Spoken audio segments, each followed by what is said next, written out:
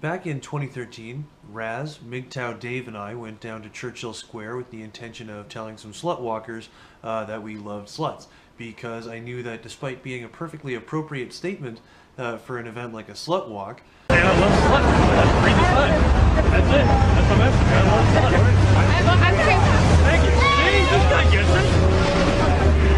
Is it slut like an empowered woman who can have sex with who she wants when she wants? Is that Sure. what you mean? So you're just basically supporting femininity or feminism.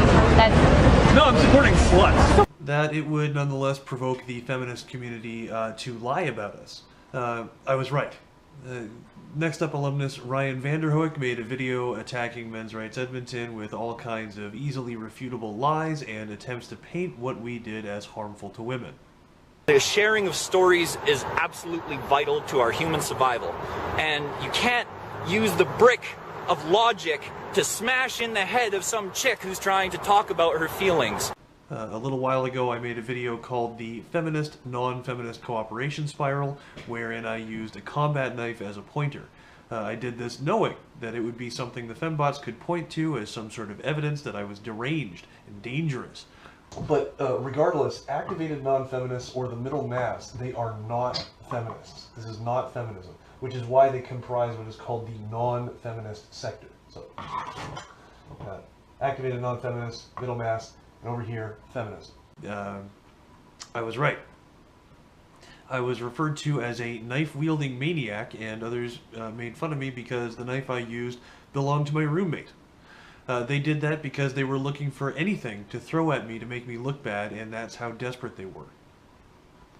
And on February 7th, 2015, I made a video called I Am Anti-Feminist, That's It, wherein I made it very clear that I don't care about men.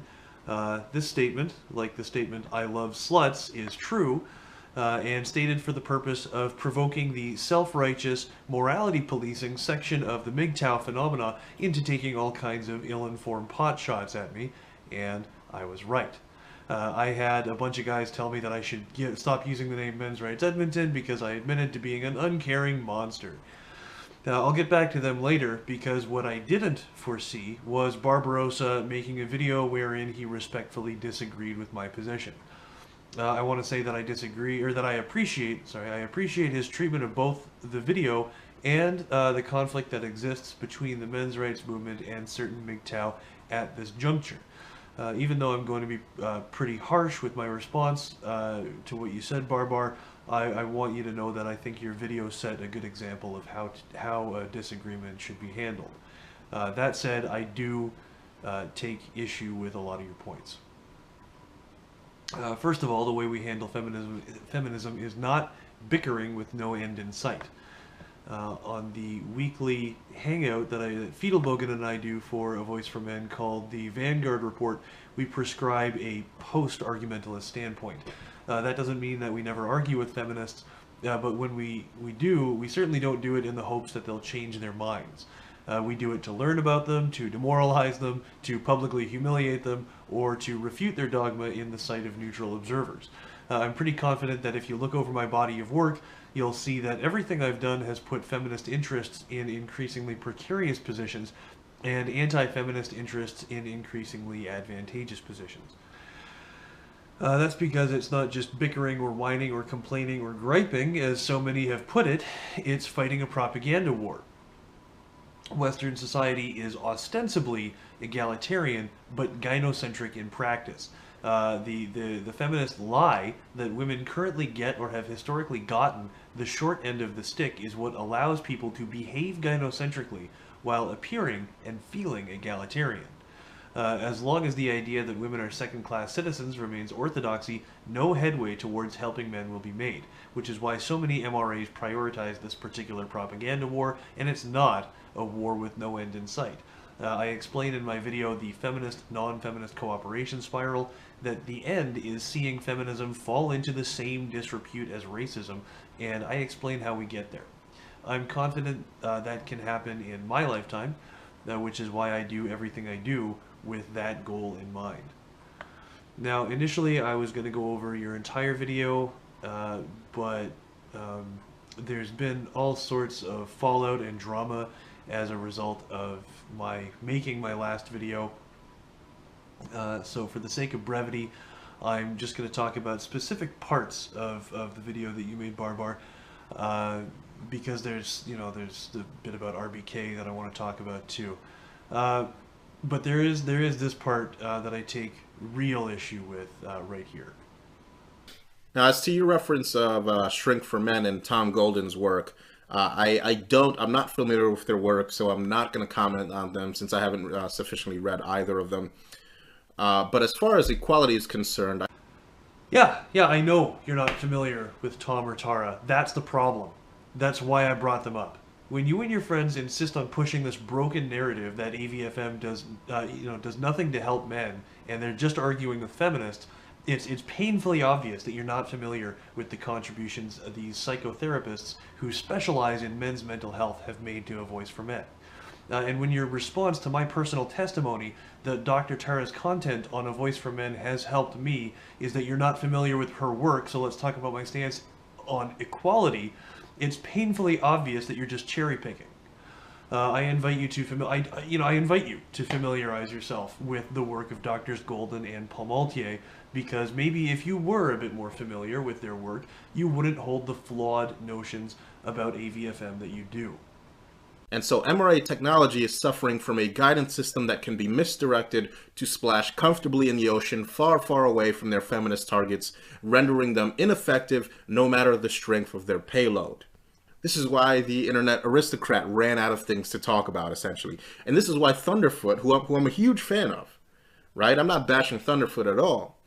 But this is why, for all of his efforts against Anita Sarkeesian, he's now greeted in his comment section with a non-trivial segment of his comment section every time he uploads a new Sarkeesian video, whining with, oh, not another Sarkeesian video, when are we going to get back to the science protest, right? This complaint. So essentially, if you bash Anita Sarkeesian long enough, then she gets exactly what she wants, the appearance of victimhood. Of course, also, she's a female, so by default, our society is going to look at her more as the victim. Right, so there is a social inertia that you have to overcome just to get on equal footing. While I agree with you insofar as saying Sarkeesian is getting exactly what she wants, I think your understanding of MRA technology, as you put it, is again flawed. I don't think that Thunderfoot's efforts are against Sarkeesian specifically. I think his efforts are against feminism itself. This is why I'm always making very clear that I'm not fighting feminists, I'm fighting feminism. Yes, Anita is going to continue making loads of money for selling people empty promises, and the damseling is going to make her even more money, and she's going to laugh all the way to the bank, and she's probably never going to face any consequences. But when she does that, and she makes it so ass-bendingly obvious that she is scamming these people and successfully relying on everything that you just described, and Thunderfoot exposes it, more and more people are watching, and they're seeing just how far she can take this routine, and many of those people self-select into internet communities who know that, and they know that she's full of shit, and they're not afraid to say so. That's what we call building the non-feminist sector. I know you don't like that non-feminist term, but again, I encourage you to watch my cooperation spiral video, and you'll see what I'm talking about. But one has to wonder how this differs from someone calling themselves a civil rights activist at the height of the civil rights movement, telling blacks, for example, that he doesn't care about blacks, he only cares about making the KKK look bad. People are naturally going to assess that statement as, well, this guy isn't really our ally. If it ever got to the point where the discrediting of the KKK ran counter to the interests of civil rights activists, then he wouldn't only not be our ally, but he would be a self-professed enemy. It's interesting that you use the example of the civil rights movement, because when I started my activism, I thought about the way that movement has gone over the years. It started with guys like Martin Luther King and Malcolm X, and now it's Al fucking Sharpton. I looked at that movement, and I think that placing such value on being pro-black, like pro-black people, is it's exactly what turned that movement into the joke that it is today. Like, I don't agree with Bernard Chapin on much, but I do agree that the whole, really caring about people angle is more often than not just a bunch of moral posturing and false piety. That's what gives hucksters like the LGBT hypocrites, the liberal poverty pimps, and our friends the feminists the moral right of way, in their estimation, to mistreat and malign anybody they deem as not even, really caring about group X, Y, or Z, and that's exactly what's being cultivated by Razorblade Candy and the other MGTOW. Not all the other MGTOW, just, this section. I listen to your videos, Barbar, and I know that you value community building, and that is the cornerstone of the Men's Rights Edmonton project, including introducing activated non-feminists to each other on a local geographic scale so that they can form communities. We get attention any way we can so people of like mind can hear about our website and drop us a line, which leads to them becoming part of the growing activated non-feminist community here in Edmonton. And there is one. Karen Strawn already knew some of the Father's Rights guys here in town, but I introduced them to Razlo, Dave the MGTOW, Mr. Infamies, that's the guy who made the original Don't Be That Girl posters that got international media attention, and our pal Methanor. Now, all the activism that we do is just for the purpose of self-promotion, yes. But it has to be of substance to adequately serve as promotional material. So a lot of the times that promotion has been, in the form of agitating the feminist sector, because when you piss them off, they reward you with shitloads of publicity. So, the first time that me and Raz went out putting up posters we got from AVFM, local feminists started forming groups just to fight us. Later on, when I put the addresses to AVFM and Men's Rights Edmonton on posters for the Fringe Theatre Festival, we got in the news for the first time. Then I started this YouTube channel to capitalize on our making the papers, and I used it to confront local feminists and challenge them to debates, but I also used it to publicize Earl Silverman's MASH House and its need for financial contributions. Yeah, that's right. Back in 2012, I took a bus to Calgary where I met Earl and had dinner with him and a couple of his friends, and then I stayed the night at his place, and then I shot a video with him where he explained his One Brick Short funding campaign or funding program. I'll put a link to that video in the low bar, but the only people in the manosphere that were promoting Earl's shelter before he killed himself and became a talking point for all the people who really care, was me and Karen and the Mad Shangy and AVFM. I don't remember any of the people who were jumping down my throat for not fucking caring enough promoting Earl's project while he could have used the help. Not one of them. Like, you say that our obsession with feminism is like a religion, but it's Razorblade Candy who's saying that all my good works are like filthy rags because I don't truly care in my heart.